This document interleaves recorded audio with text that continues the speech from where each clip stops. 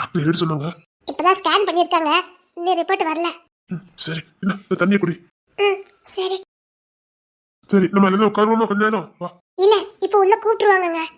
அது வரைக்கும் நின்றுட்டா இருப்ப. இவ என்ன முடிச்சு முடிச்சு பாத்துக்கிட்டா தூங்குதா? வண்டியில வந்தோம்ல அசதி. சரி, அவளை நான் பாத்துக்கிறேன். வேற எதுவும் சொல்லலையா டாக்டர்? இல்ல ஒண்ணு சொல்லல, இன்னும் ஒரு மாசம் தானே. ஆமால, டேட் எப்போ சொன்னாங்க? இந்த மாசம் லாஸ்ட்ல. சரி சரி சரி, வேணா உட்காருதியா? இல்லங்க, இருக்கட்டும். தம்பியா, தம்பி வருவான். தம்பி போட்டோ இப்ப வரும். என்னமோ பாப்பா சட்டை போடணும், அடம் பிடிக்க கூடாது. என்னண்ணே, செக்அப் முடிஞ்சுதா? எப்படி? செக்அப் முடிஞ்சுட்டுடா, ஸ்கேன் போட்டு மட்டும் வரணும். அதுக்குள்ள வந்துடலாம்னு நினைச்சேன். ஸ்கேன் எல்லாம் பார்த்துட்டு எப்படி? இல்லடா, நானே இன்னும் பார்க்கல, இனிமேதான் வரும். இல்லை, சரி சரி சரி. அவருக்கு எதுவும் சாப்பிட்டு எதுவும் வாங்கிட்டு வரட்டுமா? இல்ல வேண்டாம் விக்கி.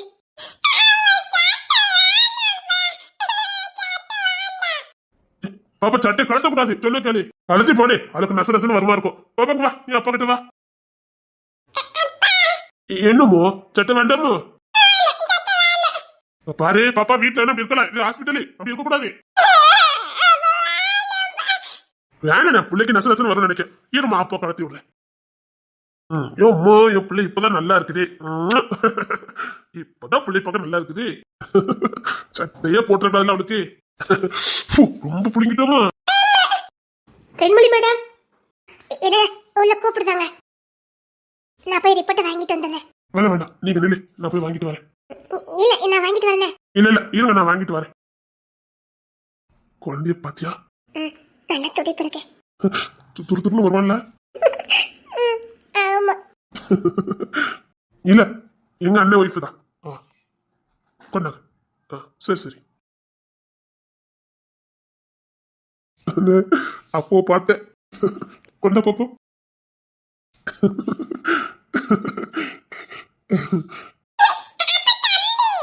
ஆமாமா, தம்பிதான் தம்பிதான். ஆமா தம்பிதான், கிடக்குது பாரு. தென்மொழி உள்ள வாங்க. அதான் செக்அப்லாம் முடிஞ்சதுலாண்ணே? இல்லடா, இன்னும் ஒரு ஸ்கேன் எடுக்கணுமா? சரிண்ணே. நான் வரட்டா? கூட போ, ஒத்தையில அனுப்புற. ஏடா, ஆம்பளைங்களுக்கு அளவு இல்லைன்னு சொல்லிட்டு இருந்தாங்க, அதான். நீ தானே துணைக்கு கூட்டு போனோம், எப்படி ஒத்தையில நடந்து போவா? நான் வரட்டாடி? இல்லங்க, நான் போயிட்டு வந்துடுறேன், ஒன்னும் பிரச்சனை இல்ல. கூட போனேன், நான் வரேனடி. ஐயா, அங்க நிறைய பேர் இருப்பாங்க, ஏசுவாங்க. இருக்கட்டும், நான் போயிட்டு வந்துடுறேன். சரி, தண்ணி எல்லாம் குடிச்சிட்டு போ. சரி. என்னமோ? வா. அவனுக்கு இன்னும் தூக்க கிடப்பு சரியா போகல, சரியா தூங்கல, அதான் மாறி இருக்கா. சரி, நீ எவ்வளவு நின்றுட்டே இருப்பா, வா உட்காரு போ. இல்லடா, அவன் வரட்டும், 6 மணி நேரத்துல வந்துருவான்ல, அது வரைக்கும் அப்படியே நின்றுட்டு இருப்பா, அப்படி வச்சுக்கிட்டு. இல்லடா, பரவாயில்ல, இருக்கட்டும். என்னடா, செக்கப்லாம் முடிஞ்சா அப்படி? ஏமா, என்னமா நீங்க வந்திருக்கீங்க? வயிறு வலின்னு கூட்டம் வந்த, அதான் பயமா வந்தது, அதான் வந்துட்டேன். இல்லம்மா, அது சாதாரண வழிதானா, ஒண்ணும் செய்யாதான். அப்போ பிரசவ வலி இல்ல? இல்லம்மா, அதுன்னு 1 மாசம் ஆகும். நாங்க அவ கொஞ்சம் வீக்கா இருக்கலாம், அதான் அப்பப்போ பெயின் வருது. நாங்க அதுக்கு இன்ஜெக்ஷன் எல்லாம் போடுன்னு சொல்லியிருக்காங்கம்மா. சரியா, நான் பயந்துட்டே வந்தேன் பாத்துக்க. நானும் அப்படிதான் நினைச்சு பயந்து வந்தேன். இப்போ நல்லா இருக்கல்ல? நல்லா இருக்கம்மா. இன்னொரு ஸ்கேன் எடுக்கணுமா, அது எடுக்க உள்ள போயிருக்கா. அப்படியா? சரி சரி சரி, நீ உள்ள போண்டி தானே? ஆம்பளைகள் உள்ள போக கூடாதா, அதான் வெளியில நின்னுட்டு இருக்கேன். சரி, அப்படியா? அப்ப நான் உள்ள போய் பாத்துட்டு வரேன். சரிங்கம்மா. அப்பல தூங்கிட்டல? இவ்வளவு முடிச்சுதான் கிடந்தா, முடிச்சா தூங்குதா, அவளுக்கு சரியான தூக்கம் இல்லை, அது அப்படி இருக்காமா. சரியா, நீ பிள்ளை பாத்துக்க, நாளை பாத்துட்டு வரேன். சரிங்கம்மா. என்ன எடுத்து தரியா? இவன் மாத்தினாலும் மறுபடியும் முடிப்பா, இருக்கட்டும் இருக்கட்டும். நைட்டு சரியா தூங்கவே இல்லை, வண்டியில வரும்போதும் அரைகுறையமா தூங்கியிருக்கா, அதான் புலம்பிட்டு இருக்கா. சாரிம்மா சாரிம்மா, தூங்கு தூங்கு தூங்கு தூங்கு. சரி, நீ என்ன அவளக்கா, நான் தோல்ல போட்டு வெளியில வச்சுட்டு நிக்க கொண்டா. இல்லடா, அதான் போய் 1/4 மணி நேரம் ஆயிட்டலாம், இப்போ வந்துருவா, சேர்ந்து போயிருவோம். இனிமே சாப்பாடு கொடுக்கணும், சாப்பிட்டு தூங்க வச்சிடலாம். சரிண்ணே. சரிம்மா சரிம்மா, ஒண்ணு இல்லம்மா, அப்பான்னு வரல, வந்து சொல்றேன். அந்தி கொண்டு விட்டுறது எப்படி? இப்பதானே கொண்டு விட்டு வந்தேன், அவளையும் அழகானே விட்டுட்டு தான் வாரேன்.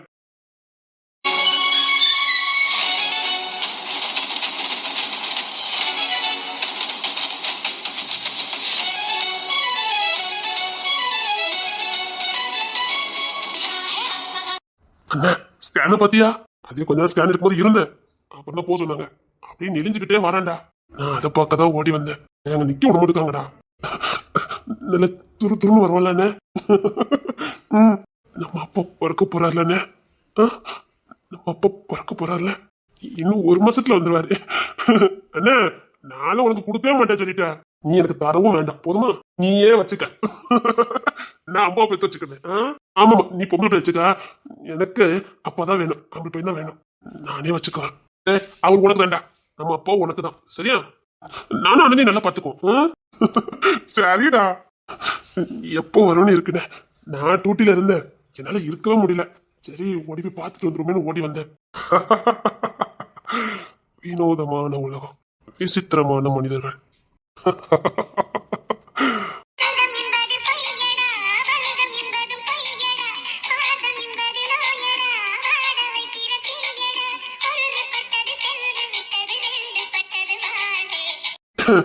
அப்ப பேர் வச்சிடலாம்டா. அவன் ஒவ்வொரு அசையுமே நான் ரசிக்கணும்னு. ஒவ்வொரு நாளும் அவனுக்கு பிறந்த நாள் தான். என் கூடயே வச்சுக்கிடுவேன். என் கூடயே வச்சுக்கிடுவேன். ஐயோ ஐயோ.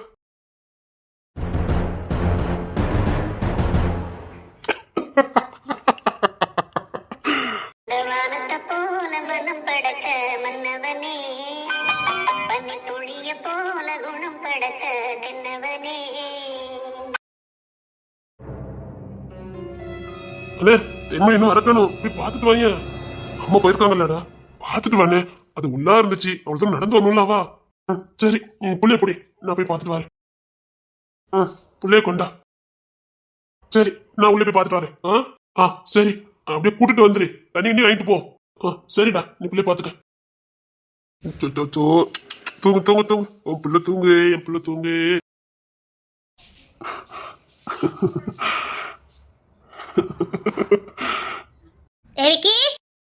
அம்மா இரு அம்மா வரேன். எம்மா பாத்து வாங்க. சரியா?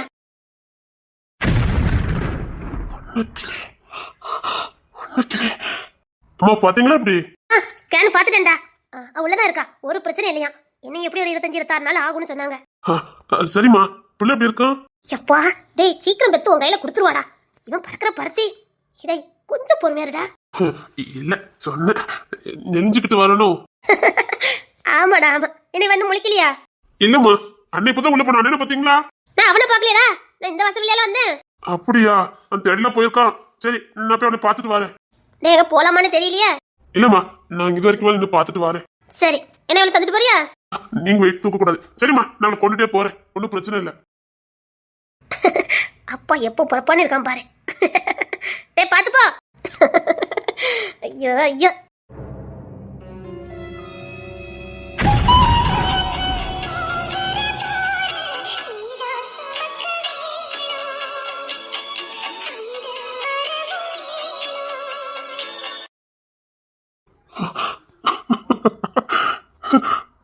விசித்திரமான உலகம்.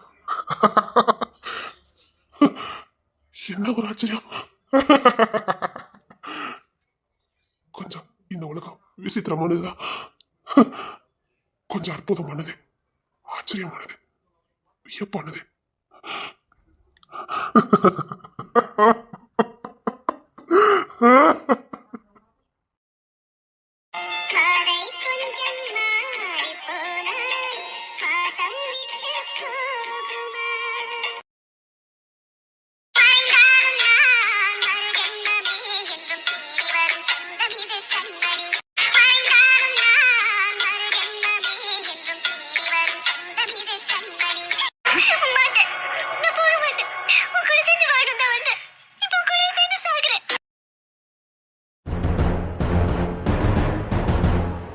என் பாதை வேற. அந்த பாதையில பயணிக்க தான் நானும் வந்திருக்கேன். என் பாதை கடுமுட்டானது, விசித்திரமானது. அதுல என்ன தவிர வேற யாரும் பயணம் பண்ண முடியாது. உங்க கொள்கை பிடிச்சிருக்கு. நீங்க போற பாதையே எனக்கு பிடிச்சிருக்கு. வெளியில இருந்து பார்க்கும்போது பிடிக்கும். அதுல வாழும் போதுதான் அதோட கஷ்டம் புரியும். இந்த வாழ்க்கை ஒரு முறை. நான் பட வேண்டிய கஷ்டத்தை தான் பட்டுட்டேன். இனி இவ்வளவு புதுசா படுறதுக்கு எந்த கஷ்டமும் இல்ல. உங்க வழி நல்லா இருக்குது. நான் அந்த வழியில பயணம் பண்ணலாம்னு நினைக்கிறேன். எனக்கு தடை போடாதீங்க. என் பாதை கரடு முரடுன்னு திரும்ப திரும்ப நான் சொல்லிக்கிட்டு இருக்கேன். பரவாயில்ல. அந்த பாதை எனக்கு பிடிச்சிருக்குது. இந்த அன்னைக்கு ஒரு திருப்பி முடிவு பண்ணனா அதுல இருந்து பின் வாங்க மாட்டா. உங்க பாதை எனக்கு பிடிச்சிருக்குன்னு நான் சொல்றேன். எனக்கு உங்க பாதை பிடிச்சிருக்குது. இந்த மண்ணில் பிறந்ததுக்கு ஏதாவது ஒரு முகாந்தரம் இருக்கணும். பிறந்தோ செத்தோன்னு வாழதை விட நீங்க வாழ்ற வாழ்க்கை தான் உண்மையான வாழ்க்கை. எதிர்நீச்சல் போட்டுக்கிட்டே இருக்கணும். அதுலதான் வாழ்க்கையின் சுவாரஸ்யங்கள் அடங்கியிருக்கு. நான் உங்க பாதையில பயணிக்கலாம்னு நினைக்கிறேன். நீ ஒரு பொண்ணு. உங்க பாதையில நான் வர்றதுக்கு நான் பொண்ணுங்கிறது தடையா இருந்தேன்னா அதை தூக்கி எறியதுக்கு நான் ரெடியா தான் இருக்கேன். உனக்கு என்ன பைத்தியமா? நீங்க பாருங்க, எனக்கு உங்க பாதை ரொம்ப பிடிச்சிருக்கு. நீ ரொம்ப சின்ன பொண்ணு. இளங்கன்றுக்கு தான் பயம் அறியாது. உங்க பாதைக்கு தேவை பயம் இல்லாம. அந்த பயம் என்கிட்ட இல்ல. என்ன உங்க பாதையில சேர்த்துக்கிறீங்களா? சொன்ன கேளு, போய் படிக்கிற வேலையை பாரு. நான் படிச்சு முடிச்சாலும் உங்க பாதையை தான் நான் பின்தொடர்வேன். படிச்சோம், கல்யாணம் பண்ணோம், பிள்ளை குட்டி பெத்தோம், வீட்டு வேலையை பார்த்தோம்லாம் நான் போக மாட்டேன். எனக்குன்னு ஒரு வழி, எனக்குன்னு ஒரு பாதை, எனக்குன்னு ஒரு கொள்கை. அதுல தான் நான் பயணம் பண்ணுவேன். பொண்ணு, நிறைய அவமானங்களை சந்திக்க வேண்டியது இருக்கும். பரவாயில்லையா? மானம் ஆட மாதிரி அதை நம்ம பயன்படுத்துற விதத்துல தான் இருக்குது. அதை நான் பாத்துக்கிடுவேன். சத்தியமா உன்னால முடியாது. நான் முடிச்சு கட்டிட்டா உங்க கூட என்ன சேர்த்துக்குவீங்களா? என் கூடயே வச்சுக்கிற. நிஜமாவா? நீ படிச்சு முடிச்சிட்டு வா. இதே ஸ்ட்ராங்கா இருந்தனா நான் சேர்த்துக்கிறேன். நிஜமா உங்க பாதையில என்ன சேர்த்துக்கணும்? எல்லா விஷயத்துக்கு தானே வர, தடை போட மாட்டேன். உங்களுக்கு இதுல பயமே இல்லையா? நானும் இளங்கன்று தானே, பயம் அறியாது. நீ எப்படி என்ன பின்தொடர்ந்து வர, எப்படி என்ன கண்டுபிடிச்ச? உன் பேர் என்ன பேரு? என் பேரே லட்சுமி, சுவலட்சுமி. லட்சுமி எங்க கொள்கைக்கு எதிரானது. எங்க ஆத்துல வச்சா இல்ல, எங்க வீட்ல வச்ச பேரு. ஓ ஆ ஆ. லட்சுமி, நான் வீட்டுக்குள்ள தான் அடங்கி இருக்கணும். உனக்கு இந்த வயசுல நல்லது கெட்டதை பிரிச்சு பார்க்க தெரியுது. உனக்கு நான் ஒரு பேர் வைக்கிட்டா? வைங்க. சாரி, வைங்க. நீ முழுசா அங்கிருந்து வெளியில வா. வந்துட்டேன். நல்லது கெட்டது உனக்கு இந்த வயசுலயே தெரியுது. அதனால நான் உனக்கு அன்னைக்கின்னு வைக்க போறேன். அன்னைக்கிலியா? நல்லது மட்டும் எடுத்துக்கணும். இந்த உலகத்துக்கு நீ நல்லது மட்டும் தான் செய்யணும். நீ நல்லது மட்டும் செய்வன்னு நம்பிக்கையில தான் உனக்கு நான் அன்னைக்கின்னு பேர் வைக்க போறேன். அன்னைக்கிளி. அன்னைக்கிளி. அன்னைக்கிளி நல்லா இருக்கா? சூப்பரா இருக்கு குரு. குருவா? ஆமா, எனக்கு குரு நீங்க தானே. இந்த குரு சிஷ்யம் எல்லாம் கிடையாது. என் பேரு தேவா. நீ தேவானே கூப்பிடலாம். உங்களுக்கு காசு பணம் முக்கியம் இல்லையா? ஆஹா, நான் பிறந்ததுக்கு ஒரு முகாந்திரம் இருக்கணும். காசு பணம் சம்பாத்தி நான் யாருக்கு வச்சுட்டு போறேன்? Correct correct. எனக்கு அதுதான் உங்களை ரொம்ப பிடிச்சது. உங்க கொள்கையை நான் தேடி பார்த்தேன். அது சரி, என்ன எப்படி கண்டுபிடிச்ச? நான் சாதாரண சும்மா தானே போய்கிட்டு இருக்கேன். எப்படி என்ன கண்டுபிடிச்ச? அன்னைக்கு ரயில் பெட்டில உங்களை பார்த்தேனா, உங்க புக்கெல்லாம் பார்த்தேன். நான் பார்த்தோன்னே கண்டுபிடிச்சிட்டேன். அதான் உங்களை ஃபாலோ பண்ணிக்கிட்டே வந்தேன். சரி, இப்போ என்ன படிச்சுக்கிட்டு இருக்கா? 10th. 10th? எங்க படிச்சுக்கிட்டு இருக்க? ஜமீன்தார் இல்ல, செல்வா ஜமீன்தார். அவர்தான் என்ன படிக்க வச்சுக்கிட்டு இருக்காரு. செல்வானா? அந்த தவசி? அவர் புள்ளதான். அவர் புள்ளையாண்ட. அவர் புள்ளதான் என்ன படிக்க வச்சுக்கிட்டு இருக்காரு. ஜமீன்தார்? ஐயோ, அவங்க உங்க கொள்கைக்கு எதிரானவங்களா? நீ இந்த கொள்கையில கடைசி வரைக்கும் உறுதியா இருப்பியா? இருப்பேன். சரி, இந்த கொள்கையில நீ உறுதியா இருப்பேன்னா நீ +2 முடிச்சிட்டு என்ன வந்து பாரு. அப்போ நீ எங்க கொள்கையில சேர்ந்துக்கலாம். இப்ப சேர்த்துக்க மாட்டீங்களா? இப்ப சேர்த்துக்க மாட்டீங்களா? எனக்கு ஒண்ணு வச்சு காலியாக வேண்டியிருக்கு. என்ன வேணாலும் பண்ணுவல்ல? என்ன வேணாலும் பண்ணுவேன். சரி, நான் உங்ககிட்ட பேசணும். தனியா வா. நானு கூப்பிட்டு தனியா வர. உங்க கொள்கை அப்படி. கொள்கை நக்கி ஓடுறவா எப்படி? தேவையில்லாத இடத்துல சின்ன சேர்த்து வா. ஐயோ, சாரி சாரி சாரி. சரி, சீக்கிரம் வா. நாம எங்க வந்திருக்கோம்? இந்த வீட்டை கொள்ளடிச்சு வந்திருக்கோம். இங்க பாரு, நீ முழுசா அதுல இருந்து வெளியில வா. உனக்கு அந்த வேலை வேணும்னு கேக்குறேன். வேண்டாம் வேண்டாம். முழுசா அதுல இருந்து நீ வெளியில வரணும். சரி, நான் முழுசா வெளியில வந்துட்டேன். இதான் ஜமீன்தார் உன்னை படிக்க வைக்கிறான்னு சொல்லிக்கிட்டு இருக்கிய செல்வா. அவர் வீடு இல்ல, அவருடைய பேலஸ், அரண்மனை. இதுதான் என்ன படிக்க வைக்கிற அவரோட வீடா? செல்வா, பல கோடிக்கு சொத்து இருக்குது. ஆனா சல்லி பிசா யாருக்கும் விளக்க மாட்டாங்க. நம்ம கொள்கைக்கு ஒத்து வருமா? வராது. அதனால நான் இன்னைக்கு இங்கதான் திருட போறேன். திருட போறேன்னு சொல்லாதீங்க, நீங்க எனக்கு குரு. வேற வழி, 30 பிள்ளைகளும் பட்னியா கிடக்குது. இங்க நடிச்சாதான் அந்த பிள்ளைங்களுக்கு நான் சோத்த போட முடியும். இல்லைன்னா அந்த பிள்ளைங்க பட்னியில செத்துரும். அதுக்கு இது வழி இல்லையே. வேற என்ன வழி இருக்குது? என்னால அந்த பிள்ளைங்க நான் எப்படி காப்பாற்ற முடியும்? நான் ஒரு ஐடியா சொல்லட்டுமா? என்ன? நீங்க எடுத்துக்க பாதெல்லாம் சரிதான். இருக்கங்கிட்ட அந்த புடிங்கி இல்லாதவங்களுக்கு நம்ம கொடுக்கணும். ஆனா இப்படி திருட கூடாது. நாளைக்கு மாட்டணும், திருடங்கிற பட்டம் தான் நமக்கு கிடைக்கும். என்ன சொல்ற? ஆஹா, நாம திருடக்கூடாது, அவங்களே குடுக்கற மாதிரி பண்ணணும். எப்படி? அப்போ நிச்சயமா உங்க கொள்கையில என்ன நீங்க சேர்த்துக்கணும். நீ சொல்லு, நான் சேர்த்துக்கமா வேண்டாமா சொல்றேன். அவங்க பயத்துல குடுக்கற மாதிரி பண்ணணும். புரியலையே. நான் உங்களுக்கு சொல்லி கொடுக்க. சரி, அவங்க வீட்ல போன் வசதி எல்லாம் இருக்கா? இப்படி பின்ன பேலஸ், வெளிநாட்டு பணம், அதெல்லாம் கான்டாக்ட் எல்லாம் இருக்கும். சரி, அந்த அரமனைக்குள்ள நம்பர் உங்களுக்கு தெரியுமா? இல்ல, தெரியாது. இந்த அரமனைக்குள்ள நம்பர் மட்டும் வாங்கிட்டு வாங்க, நான் பாத்துக்கிறேன். இல்ல, நீ விவரத்தை சொல்லி அது சரிப்பட்டு வருமா இல்ல நான் பாக்குறேன். மொத இந்த அரமனைக்குள்ள நம்பரை கண்டுபிடிங்க. கண்டுபிடிச்சு அங்க நம்ம போன் பண்ணுவோம். இன்டர்நெட் டாக்ஸில இருந்து நாங்க வாரோனே. சரி. அதுக்குள்ள நாம நம்ம ஆட்களை உள்ள அனுப்பிடுவோம். புரியல. இங்க பாருங்க, நீங்க ராத்திரி போய் திருட போறீங்க, அது வேண்டாம். நம்ம பகல்லே போய் திருடலாம்.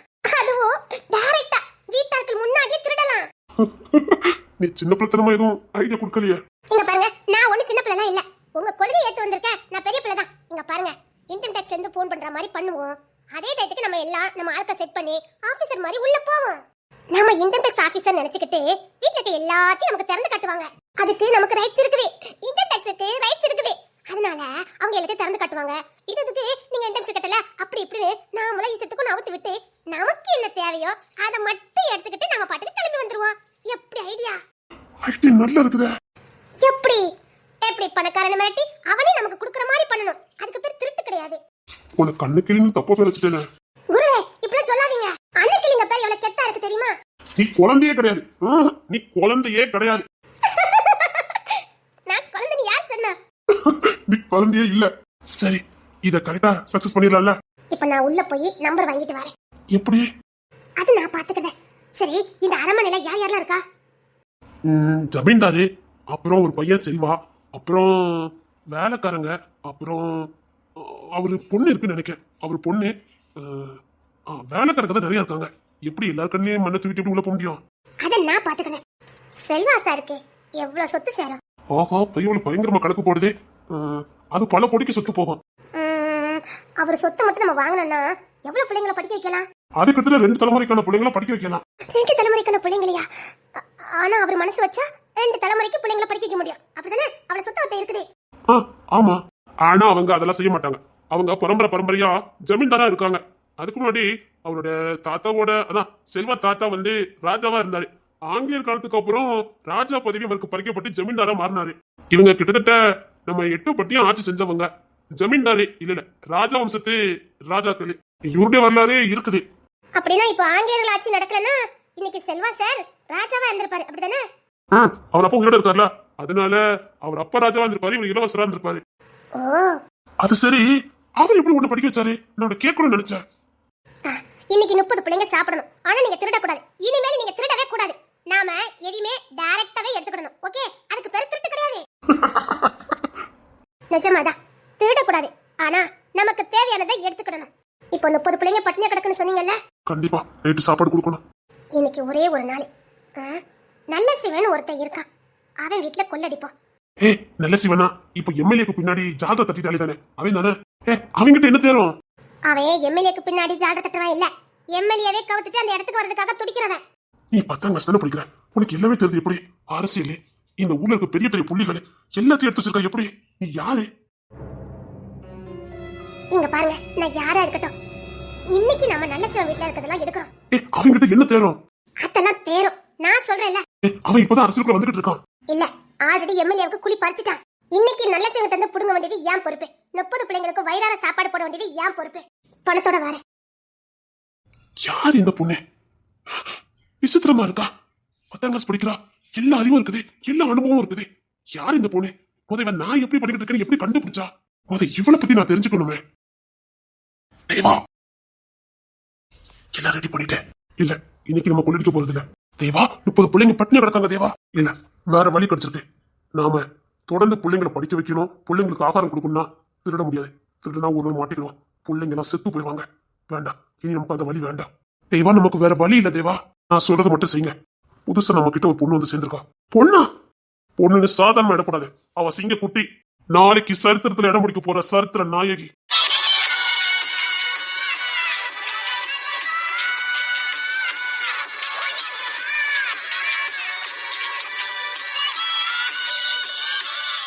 நாளைய சரித்திர நாயகி. நாளைக்கு நாம இந்த மண்ணை விட்டு போனாலும் நமக்கு அப்புறம் செய்ய போற தேவதை சிங்கப்பெண் தேவதை. லேசா இவ்வளவு யாரையும் நம்ப மாட்டியே. நம்புற அளவுக்கு அவ சொல்லு மட்டும் இல்ல, அவருடைய செயலும் இருக்குது. வெறும் வாய்ச்சாவடால் விடுறவா இல்ல, முடிச்சு காட்டினவா. என்ன சொல்லிக்கிட்டு இருக்க? நேத்து 750 பிள்ளைங்களை மீட்டு எடுத்தோமே, ரயில்வே ஸ்டேஷன்ல இருந்தோம், தண்டவாளத்துல இருந்தோம். ஆமா, ரோட்ல பிச்சை இருந்த பிள்ளைங்களை ஃபுல்லா காப்பாத்தி கூட்டு வந்தது அவதான். இருக்க பிள்ளைங்களுக்கு இன்னும் சாப்பாடு படிப்புக்கு ஒண்ணு இல்ல. இது மேன்மேலும் நம்ம கிட்ட பிள்ளைங்க சேர்ந்துட்டே இருக்காங்க. பரவாயில்ல, என் உடம்புல கடைசி சுற்று ரத்தம் இருக்கிற வரைக்கும் நான் கொடுத்துட்டு இந்த மண்ணை விட்டு போவேன். என் ரத்தத்தை வித்தாறு பிள்ளைங்களை படிக்க வச்சுட்டு தான் போவேன். தேவா, சொல்லுங்க. நாளைக்கு நீனும் கல்யாண காட்சியெல்லாம் முடிக்கணும். உன்னை நம்பி வரவளுக்கும் ஏதாவது இருக்கணுமே. என்னை பத்தி முழுசா தெரிஞ்சுக்கிட்டு என்னை நம்பி வரவ வரட்டும். இல்ல கடைசி வரைக்கும் நான் இப்படியே இருந்துட்டு போறேன். அப்புறம் இந்த நல்ல சிவங்கிறது யாரு? இந்த நல்ல சிவன் புரோக்கர் வேலை பார்த்துக்கிட்டு இருந்தான். புரோக்கர்னா இந்த மாதிரி புரோக்கரு? கல்யாணம் மாப்பிள்ள பொண்ணு இந்த மாதிரி தான் பார்த்துக்கிட்டு இருந்தான். அப்புறம் இப்போ எம்எல்ஏ அரசியல்னு போய்கிட்டு இருக்கான். ஆனா அவனுக்கு வருமானம் எங்க இருந்து வருதுன்னு எனக்கு தெரியல. அதை அந்த பொண்ணு கண்டுபிடிச்சிட்டா. என்ன சொல்ற? இப்போ கை அங்கதான் வைக்க போயிருக்கான். நல்ல சிவங்கிட்டயா? அவங்கிட்ட போய் பொம்பளை பிள்ளை அனுப்பியிருக்கா? ஏன்? அவன் பொம்பளை விஷயத்துல ரொம்ப மோசம். அவன் எவ்வளவு பார்த்தாலும் அடையணும் நினைக்கிறவன். அந்த புள்ளைய கூட விட மாட்டான். என்ன அங்க போய் புள்ளி அனுப்பியிருக்க? என்ன சொல்லிக்கிட்டு இருக்க? எனக்கு அவனை பத்தி இந்த டீட்டெயில் தெரியாது. நீங்க சொல்ல மாட்டீங்க. அவன் ஒரு காசுக்கு ஆக மாட்டான். அந்த பொண்ணு அங்கதான் போயிருக்கா. சரி, நான் போய் பார்க்கலாம் வா.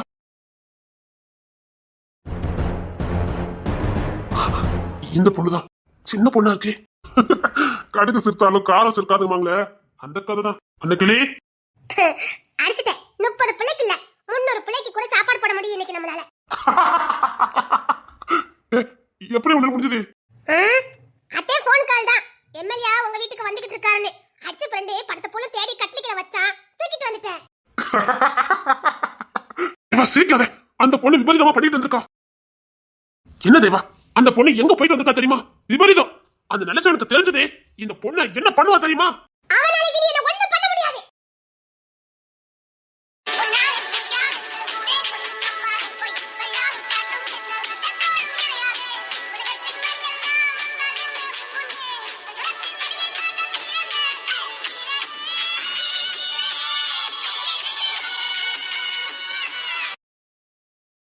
உனக்கு நல்ல சிவனை தெரியுமா?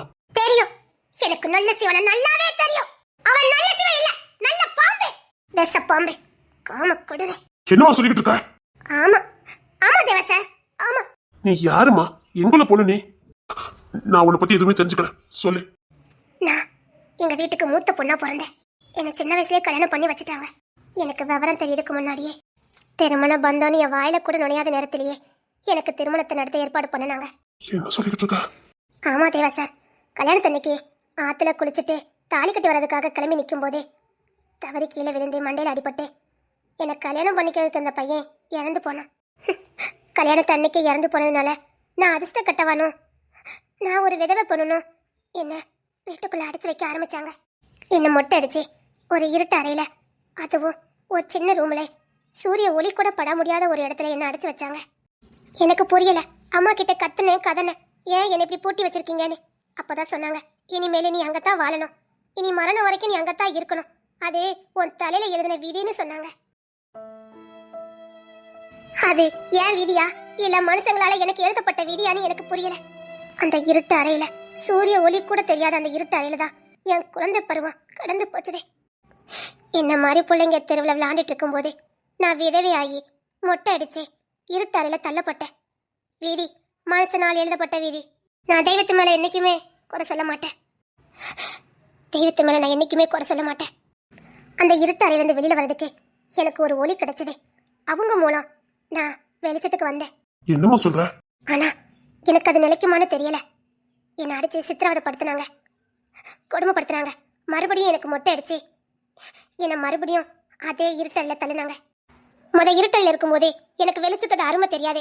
அதனால அதுதான் என் விதி, எழுதப்படாத விதின்னு அந்த இருட்டலையில வாழ பழகுனேன். ஆனா இப்போ நான் ஒளிய சுவாசிச்சிருக்கேன். நான் இப்போ ஒளிய கண்ணால பாத்திருக்கேன். கல்வி என்ன ஒரு ஒளியை நான் இப்ப சுவாசிச்சிருக்கேன். இப்போ என்னால அந்த இருட்டறையில இருக்க முடியல. அந்த ஒளி எனக்கு வேணும்னு அடம் பிடிச்சேன். கல்விங்கிற அந்த ஒளி எனக்கு தேவைன்னு அடம் பிடிச்சேன். மனுஷனால் எழுதப்பட்ட அந்த விதி எனக்கு வேண்டாம். என்ன பெத்தவங்களும் என்ன சூழ்ந்தவங்களும் சொந்த பந்தவங்களும் எனக்கு எழுதின விதி எனக்கு வேண்டாம். அந்த இருட்டறை எனக்கு வேண்டாம். கல்வி இன்னும் ஒளிதான் எனக்கு வேணும். இந்த சொந்த பந்தம் நீங்க எழுதின விதி விகாரம் எனக்கு எதுவுமே தேவையில்லை. எனக்கு கல்வி வேணும்னு அடம் பிடிச்சேன். நான் கல்வியின் ஒளிக்காக போராடிட்டு இருக்கும் போதே அத குடும்பத்துக்குன்னு 2-3 அறிவாளிகள் இருப்பாங்களே, அதுல ஒரு அறிவாளி பரவாயில்ல நம்ம விதிமுறைகள்லாம் மாத்தி விதியை மாத்தி இவ இப்போ இந்த பைத்தியக்காரத்தனமா இருக்கா, இதெல்லாம் மாத்தணும்னா அவளுக்கு இன்னொரு கல்யாணம் பண்ணி வைக்கல தப்பே இல்லைன்னு இன்னொரு விவாகம் பண்ணி வைக்கிறதுக்கு முடிவு பண்ணினாங்க. என் விதியை மாத்த போறதா சொல்லிக்கிட்டு என் தலையெழுத்த மறுபடி திருத்த பார்த்தாங்க. அப்படி எனக்கு 2வது கல்யாணம் பண்ணி வைக்கிறதுக்காக புறம் தேட வந்தவன் தான் இந்த நல்ல சிவன். அப்படி எங்க வீட்டுக்கு வரும்போதெல்லாம் அவன் பார்வை என் மேல விழுந்தது. வீட்டுல யார் இல்லாத தனிமையை பயன்படுத்திக்கிட்டு என்கிட்ட தப்பா நடக்க முயற்சி பண்ணுவான். நான் கத்துனாலும் கதறினாலும் என்ன அவன் விட மாட்டான். அவன் ஒரு காம கொடல என்ன துன்புறுத்தினான், என்ன சித்திராத படுத்தினான். வெளியில சொன்னான் உனக்கு அசிங்கம்னு சொன்னான். இல்ல இதை விட நான் மோசமான ஒரு வாழ்க்கை உனக்கு அமைச்சு கொடுத்துருவேன் என்ன மிரட்டி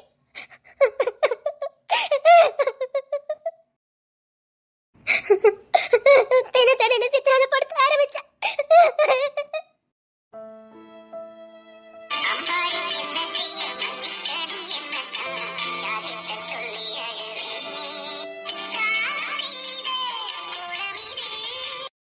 யார் எனக்கு பாதுகாப்பு கொடுக்கணுமோ அவங்களே பாதுகாப்பு கொடுக்காம அவனை நம்பி ஒப்படைச்சாங்க. எனக்கு மாப்பிள்ள பாக்குறேன்னு அவன் அட்டூழியம் நாளுக்கு நாள் அதிகமாயிட்டே இருந்தது. கொஞ்சம் கொஞ்சமா ஒரு கொடூரனுக்கு இரையாகதை விட ஒரு நாள் துணிஞ்சி முடிவெடுத்து நினைச்சதை சாதிச்சுட்டு போயிடலான்னு முடிவெடுத்து தைரியத்தை வர வச்சேன். அன்னைக்கு சொந்தம் பந்தம் ஊரே கூடி நின்று எனக்கு பேசி முடிச்சுக்கிட்டு இருந்தாங்க. ஒரு 60 வயசு கிழவனுக்கு 60 வயசு கிழவனுக்கு என்ன பேசி முடிச்சுட்டு இருந்தாங்க. அதுவும் நல்ல சிவன் பிளான் தான். அவன் தேவையும் பூர்த்தி பண்ணிக்கலாமே. இதுதான் எனக்கான சந்தர்ப்பம்னு நான் துணிஞ்சு முடிவெடுத்து இருட்டறையிலிருந்து வெளியில வந்தேன். ஊரே முத்தத்துல இருந்து பேசி முடிச்சிட்டு இருந்தாங்க. இதுதான் சரியான நேரம்னு சாட்டைய கையில எடுத்தேன். ஆயுதத்தை நான் கையில எடுத்தேன். நான் அன்னைக்கு ஆயுதத்தை எடுக்க வேண்டிய கட்டாயம் ஆயுதத்தை கையில எடுத்தேன். நான் வீட்டை விட்டு ஓடி போறேன், யாராவது தடுத்தீங்கன்னா கொன்னுவேன்னு சொல்லி எல்லாரையும் மிரட்டினேன். என்னால இனி கல்யாணம் பண்ணிக்க முடியாது. நான் படிக்கணும், நான் வாழணும். உங்க எழுதப்படாத விதிக்கு என்ன பழியாக்க முடியாது. நான் சாகிறதுக்காகவும் இருட்டறையிலும் ஒரு ஆணுக்கு ஏறாவதுக்காக நான் மண்ணுக்கு வரலன்னு போராடினேன். அடிச்சாங்க, எனக்கு மொட்டை அடிச்சாங்க, என் ஆடைகளை கிழிச்சு எறிஞ்சாங்க. என்னை இருட்டறையில தள்ளதுக்காக எல்லா முயற்சிகளையும் பண்ணினாங்க. நான் விடல. போராட்டம் ஒண்ணுதான். வாழ்வோ சாவோ இன்னைக்கு மோதி பாத்துலாம். எவ்வளவு என்ன அவமானப்படுத்த முடியுமோ படுத்திக்கோங்க, என்ன எவ்வளவு அடிக்க முடியுமோ அடிச்சுக்கோங்க, என் ஆடைகளை எவ்வளவு கிழிக்க முடியுமோ கிழிச்சுக்கோங்கன்னு நான் போராடுறேன். கத்தி எடுத்து சராமரியா எல்லாரையும் தாக்க முயற்சி பண்ணேன். என்னையும் நான் காயப்படுத்திக்கிட்டேன். அப்புறமா எல்லாருமா சேர்ந்து என்ன கல் எடுத்து அடிஞ்சு ஓட விட்டு அடிச்சாங்க. ஓடுனேன். இதுதான் எனக்கான பாதை. நான் ஓடுனேன். பரவாயில்ல, விரட்டட்டும். விரட்டுனால என்னால ஓட முடியுதுன்னு நான் ஓடுனேன். ஓடிக்கிட்டே இருந்தேன். தூரத்துலதான் ட்ரெயின்ல ஏறினேன். பசி, மயக்கம், நல்ல உடை இல்லை, எதுவுமே இல்லை. ஒரு வயசான அம்மா கிட்ட சரணடைஞ்சேன். அவங்க அன்னைக்கு என் பசியை போக்குனாங்க. அப்படியே நான் எந்திரிச்சு வந்துகிட்டு இருந்தேன். எங்க என் கால் போகுதுன்னு தெரியாம ட்ரெயின்ல ஏறினேன்.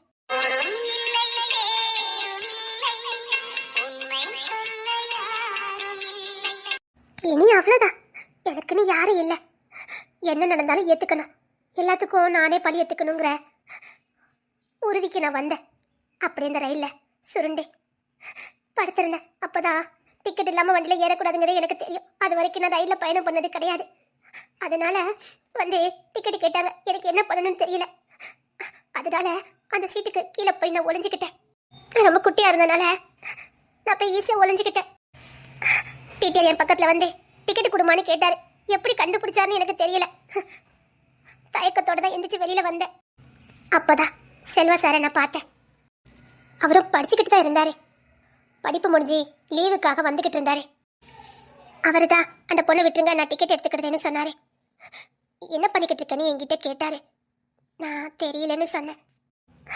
அவர்கிட்ட இருந்த பிரெட்டையும் ஜாமும் எனக்கு கொடுத்தாரு. நான் சாப்பிட்டேன். ஃபர்ஸ்ட் டைம் சாப்பிட்டேன். என்னை பற்றி கேட்டாரு. என்னை பற்றி எதுவும் எனக்கு தெரியாதுன்னு சொன்னேன். நீங்கள் என்ன பண்ணுறீங்கன்னு நான் அவர்கிட்ட கேட்டேன். நான் படிச்சுக்கிட்டு இருக்கேன், அடுத்த வருஷம் காலேஜுக்கு போகிறேன்னு சொன்னார். வெளிநாட்டுக்கு போவேன்னு சொன்னார். நான் அவர்கிட்ட ஒரே ஒன்று கேட்டேன். நானும் படிக்கணும்னு ஆசையாக இருக்குன்னு சொன்னேன். யோசிக்கவே இல்லை, என்னை கொண்டு ஸ்கூலில் சேர்த்தாரு. அவர் தான் இது வரைக்கும் ஃபீஸு, சாப்பாடு, ட்ரெஸ்ஸு எல்லா பொறுப்பையும் ஏற்றுக்கிட்டாரு. ஆனால் அதுக்கப்புறம் நான் இன்னும் வரைக்கும் அவரை பார்த்ததே இல்லை. அப்படி நான் படிச்சுட்டு இருக்கும்போது தான் எனக்கு இந்த கல்வியை நிறைய பேருக்கு இலவசமாக கொடுக்கணும். எனக்கு இப்போ செல்வா சார் உதவி பண்ண மாதிரி நான் நிறைய பேருக்கு பண்ணணும்னு எனக்குள்ள ஒரு எண்ணம் ஓடிக்கிட்டே இருந்தது.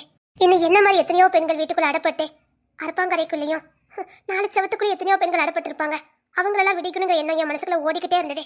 என்ன பண்ணனே எப்பவும் என் மனசுக்குள்ள அதே தான் ஓடிக்கிட்டு இருந்தது. எனக்குள்ள ஒரு வெறி, ஆதங்கம். என்ன மாதிரி எத்தனையோ பெண்கள் நிச்சயமா இருப்பாங்க.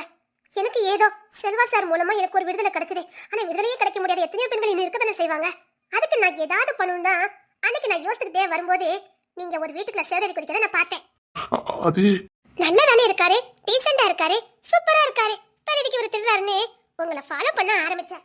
உங்களை ஃபாலோ பண்ணிக்கிட்டே இருந்தேன். அப்போதான் நீங்க செய்யற அத்தனை எனக்கு தெரிஞ்சது. உங்க கொள்கையை பத்தி நான் கேள்விப்பட்டேன். இல்லாத பிள்ளைங்களுக்காக உசுரை கொடுத்து பணைய வச்சு அந்த பிள்ளைங்களை படிக்கவும் சாப்பாடும் கொடுத்துட்டு இருக்கீங்கன்னு எனக்கு தெரிஞ்சது. உங்களை தெய்வமா பார்க்க ஆரம்பிச்சேன். என்னுடைய முதல் தெய்வமே நீங்க தான். எனக்கு கல்வி கொடுத்தது செல்வ சாரா இருக்கலாம், ஆனா அவர் எனக்கு மட்டும் தான் கொடுத்தாரு. ஆனா நீங்க என்ன மாதிரி இருக்க எத்தனையோ பிள்ளைங்களுக்கு அடைக்கலமும் பாதுகாப்பும் கல்வியும் கொடுத்துட்டு இருக்கீங்க. நீங்க தான் உண்மையான தெய்வம்னு உங்களை நான் வணங்கவே ஆரம்பிச்சேன். உங்களுக்காக ஏதாவது பண்ணணும்னு தான் யோசிச்சுக்கிட்டே இருப்பேன். அப்படித்தான் நான் உங்களை ஒவ்வொரு நாளும் ஃபாலோ பண்ணிக்கிட்டு உங்க கொள்கைகளை நான் கடைபிடிச்சிட்டு வந்துட்டு இருக்கேன். ஆனா நீங்க பாவம், உங்களுக்கு பொழைக்க தெரியல.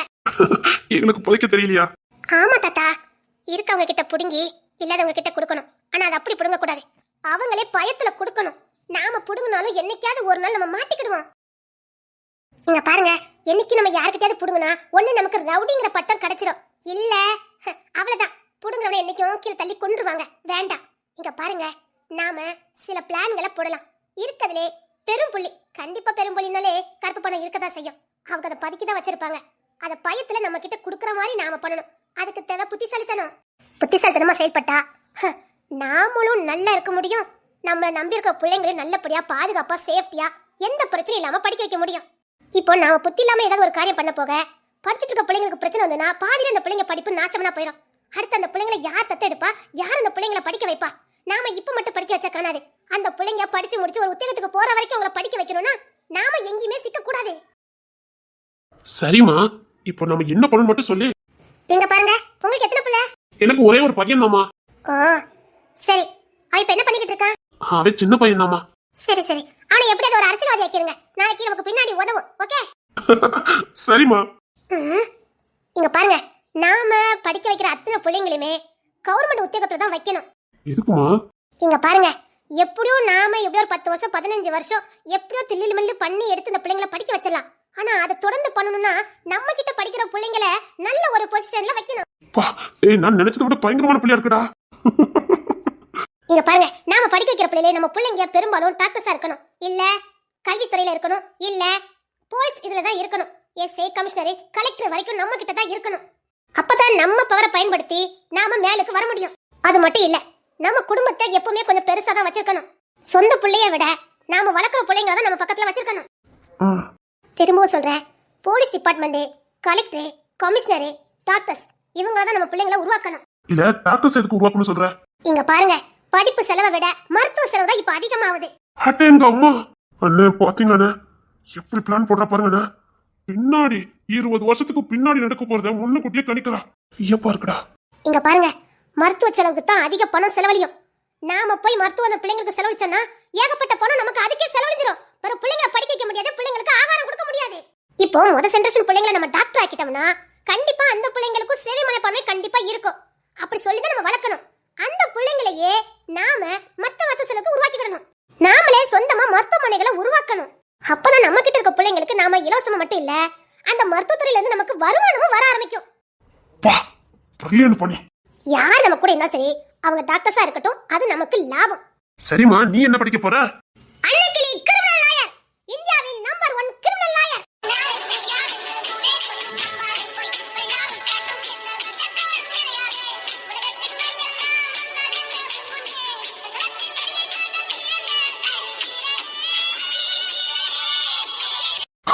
அது சரி, நீ மட்டும் எதுக்கு லாயரு?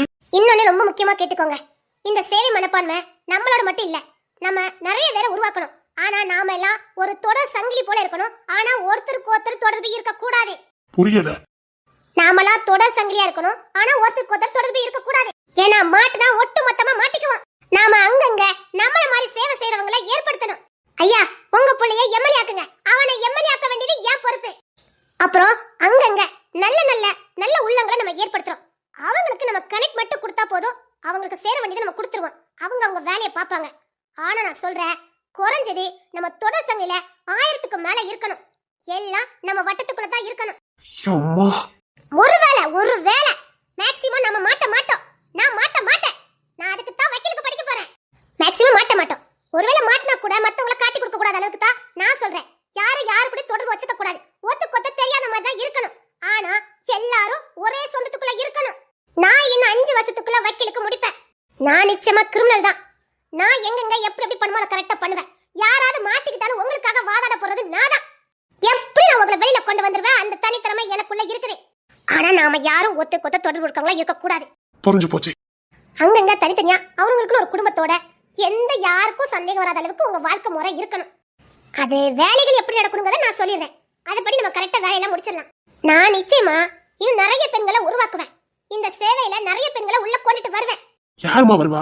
இருக்கிறவங்க வரமாட்டாங்க, இல்லாத பிள்ளைங்க கண்டிப்பா வருவாங்க. என்ன மாதிரி பாதிக்கப்பட்ட பிள்ளைங்க நிறைய பேர் இருக்காங்க. கண்டிப்பா அவங்க ஒவ்வொருத்தரையும் தட்டி தூக்கி என்னுடைய வாரிசா நான் உருவாக்குவேன். அவங்களுக்கு நான் இருக்கிற தைரியத்தை கொடுத்து அவங்களை என் கூட இருக்க வச்சு அவங்களையும் இந்த கொள்கையில நான் நிலைநிறுத்துவேன். நான் போனாலும் தொடர்ந்து அந்த பிள்ளைங்க அந்த வேலையை செய்வாங்க. ஆனா வெளியில காடுகளவும் தெரியாது. கச்சிதமா வேலையை முடிக்கிற அளவுக்கு ட்ரைனிங் கொடுத்து வச்சிருவேன். குசரே போனாலும் ஒத்து கொத்த காட்டி கொடுக்காத அளவுக்கு நான் வளர்த்துருவேன். அன்பிலும் பாசத்திலும் பிடிக்கப்பட்டு வளர்ப்பேன். நீ கல்யாணம் பண்ணிக்க மாட்டியா? நான் சாரத்தை கல்யாணம் பண்ணிக்குவேன். நான் தேவ சாரத்தை கல்யாணம் பண்ணிக்குவேன். ஏன் ஏன் இவ்வளவு புத்திசாலித்தனமா தானே பேசிக்கிட்டு இருந்த?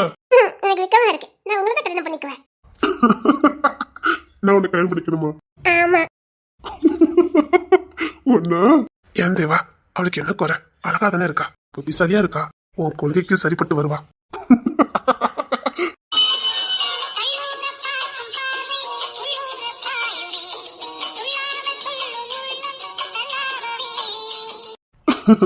சரி, என்ன கல்யாணம் பண்ணிக்கணும்னா முத நீ படிப்பு முடிச்சுட்டு இதே உறுதியோட இதே புத்திசாலித்தனத்தோட எந்த காதல் வழியிலும் சிக்காம இப்போ பேசுற பாரு புத்திசாலித்தனமா வீரத்தோடும் வேகத்தோடும் இதுல கொஞ்சம் கூட அச்சு பெறலாம என்ன வந்து சந்திப்போம். இத விட டபுளா வந்து நினைப்பேன். இன்னும் அதிக பிளானோட வரேன். என்ன ஏத்துக்கணும். பார்க்கலாம். 2 வருஷம் நீ என்ன பார்க்கவே கூடாது. பார்க்க கூடாதா? நான் உங்களுக்கு உதவி பண்ணலாம்னு இருக்கல. இந்த நிக்காரே இவர் உன் கூட இருப்பாரு. இந்த அங்கிளா? ஆமா, ஆனா நீ என்ன பார்க்க கூடாது. உன் கொள்கையில நானும் இருப்பேன். பாப்போம் 2 வருஷம் கழிச்சு நீ எப்படி இருக்கானு பார்க்கலாம். யார்கிட்ட சவால் விடுறீங்க? எனக்கு பேர் வச்சதே இந்த தேவா சார். அன்னக்கிளி அன்னக்கிளி அன்னக்கிளி எப்படி வாரேன் மட்டும் பாருங்க. குட்டி பிசாசே, குட்டி ராட்சசி. ஆளு கொஞ்சம் வளர்ந்துருக்கலாம். இப்பங்க எனக்கு வெக்கமா இருக்கு. ஆனா இந்த ஒரு பொருத்தமா இடிக்கும் நினைக்க. இவன் 7 அடியில இருக்கான், நீ 2 அடியில தான் இருக்க. உலகத்திலே சிறந்த ஜோடி பொருத்தம் அதுதான். ஆமா, குட்டியா இருக்கவங்களுக்கு நெட்டையாவும் சோப்பா இருக்கவங்களுக்கு கருப்பாவும் கிடைக்கிறதா சிறந்த ஜோடி. காதல் கூட நல்லா வரும் போலுக்கு. எனக்கு உங்களை தான் ரொம்ப பிடிக்கும். நீங்க திருட போகும்போது சாரம் கட்டிட்டு ஏறி குதிச்சிங்களே, எனக்கு ரொம்ப பிடிச்சிருந்துச்சு. ஐயோ பிடிச்சிருக்காதீங்க, எனக்கு வெக்கமா இருக்கு. பண்ணுங்க பண்ணுங்க. ஏய், மொண்டையில கொட்டிடுவேன். வயசு என்ன, பேச்செல்லாம் பெரிய ஆள் மாதிரி பேசுற. கொட்டிசில தான் சொதப்பிட்ட. அது வேற இது வேற. நான் எப்பவுமே காதல் மண்ணிதான். காதல் இல்லாதெல்லாம் ஒரு வாழ்க்கையா? காதலிக்கணும், ஆனா கரெக்டா இருக்கணும். ஐயோ காதலிக்கிறது நல்லதுங்க. அப்படிங்களாங்க? மண்டையில கொட்டினா மட்டும் வீங்கிரும் பாத்துக்க. ஒண்ணு சரிக்கா. காதல் இருக்கிறதுதான் உண்மை இருக்கும், கலாச்சாரம் இருக்கும். காதலுங்கிறது காமத்துக்காக மட்டும் இல்ல. அன்பு, பாசம், நேசம், இரக்கம் இதெல்லாம் அடங்குனதுதான் காதல். இன்னைக்கு காதல்னாலே காமத்துக்கு மட்டும் நினைச்சிட்டாங்க. அது அப்படி இல்ல. நம்ம யாரை உண்மையா நேசிக்கிறோமோ அவங்க கிட்ட இருந்து தான் உண்மையான அன்பு, பாசம், நேசத்தெல்லாம் எதிர்பார்க்க முடியும். எங்க உண்மையான பாசம், நேசம் இருக்குதோ அங்க அழகான ஒரு கூட்டு குடும்பம் உருவாகும். அங்க போட்டி, பொறாமை, ஈகோ எதுவுமே இருக்காது. காதல் அழிஞ்சதுன்னா உலகமே அழிஞ்சிரும் சார். என்ன சொல்ற சார்? காதல் என்ன உலகமே அழிஞ்சிரும் சார். காதல் இருக்கிற போய் தான் இன்னும் மனுஷன் மனுஷனாவே இருக்கான். காதல் மட்டும் இல்லைன்னு வச்சுக்கோங்களேன், அவ்வளவுதான். கொத்து கொத்து வெட்டிக்கிட்டு சாக வேண்டியதா. அன்பு, பாசம் எதுவுமே இருக்காது. போட்டி, பொறாமை, ஒண்ணு பொண்ணா இன்னொன்னு, இன்னொன்னு பொண்ணா இன்னொன்னு, நாடு நாசமனா போயிரும். நேசிக்கணும், காதல் செய்யணும், பிடிச்சவங்கள, கூட வாழ போறவங்கள. காதல்ல தான் சார் உலகமே இருக்குது. இங்க வாயே. நீங்க மண்டல கொட்டதா கூப்பிடுறீங்க, எனக்கு தெரியும். இல்ல இங்க வாயே. வர மாட்டேன். ஒண்ணும் பண்ண மாட்டேன். இங்க வா. இல்ல எனக்கு தெரியும் எப்ப வரணும், அப்பதான் வருவேன். 2 வருஷம். 2 வருஷம் தானே பாருங்க. உன் பேச்சு, உன் செயலு, உன் புத்திசாலித்தனம் சூப்பர். பிடிச்சிருக்கு. அன்னக்கிளி. அன்னக்கிளி பொருத்தமா தான் பேர் வச்சிருக்கேன்.